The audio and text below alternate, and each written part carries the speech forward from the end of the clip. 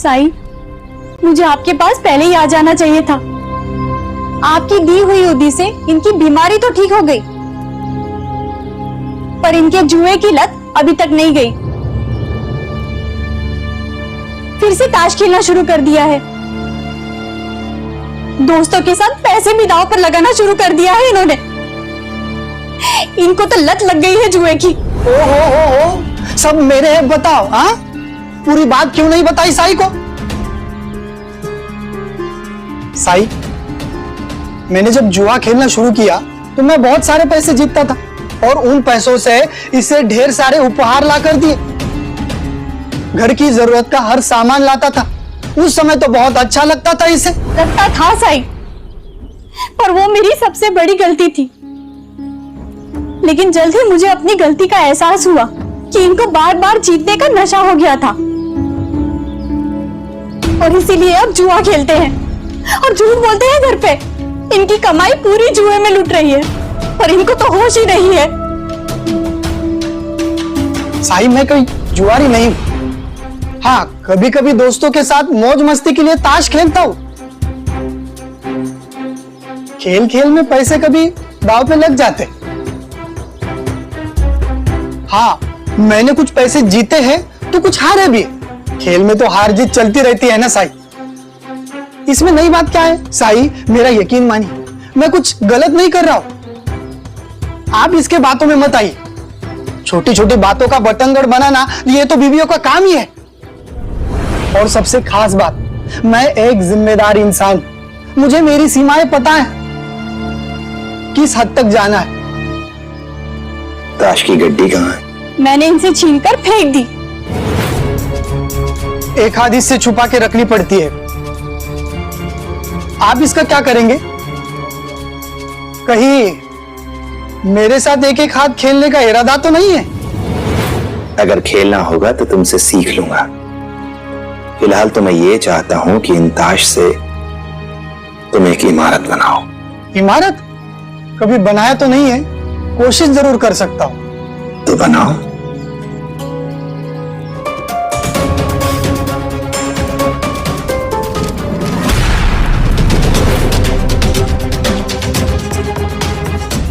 ये क्या किया साई आपने? मेरा घर तोड़ दिया। मेरी सारी मेहनत पानी में गई।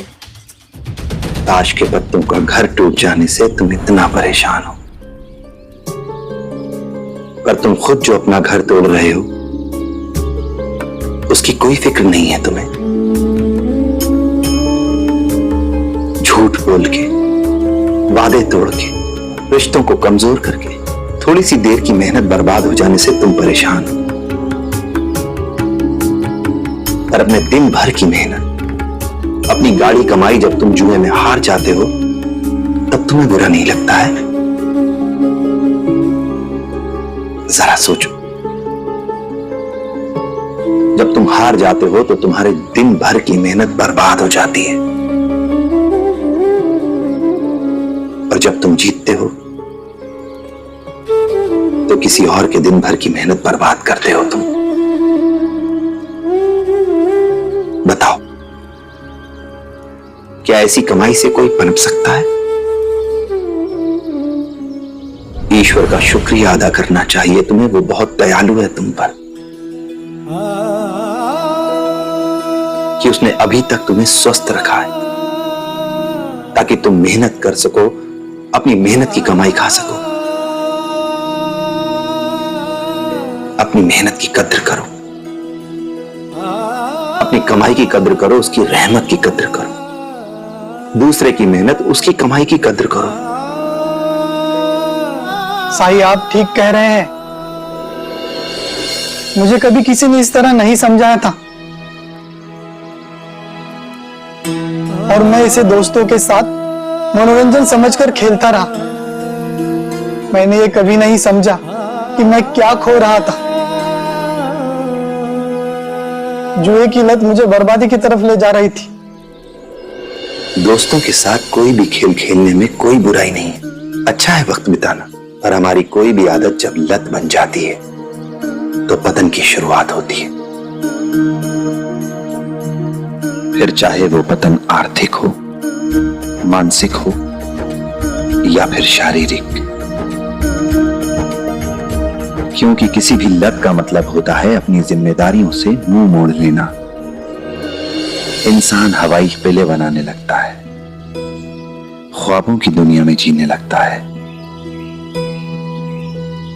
और फिर अपने झूठे ख्वाबों को सच्चा बताने के लिए झूठे बहाने ढूंढता है, तरह तरह के बहाने। लेकिन ये तो तय है, हकीकत की जमीन को छोड़कर,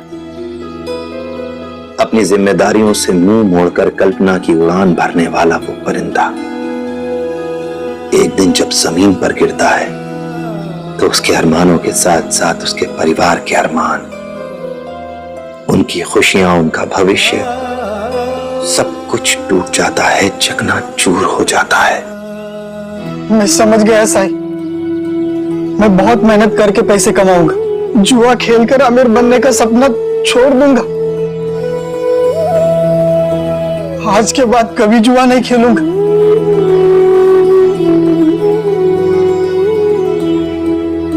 धन्यवाद साई, आपका रास्ता ही मेरी शक्ति है। राम जी भला करे।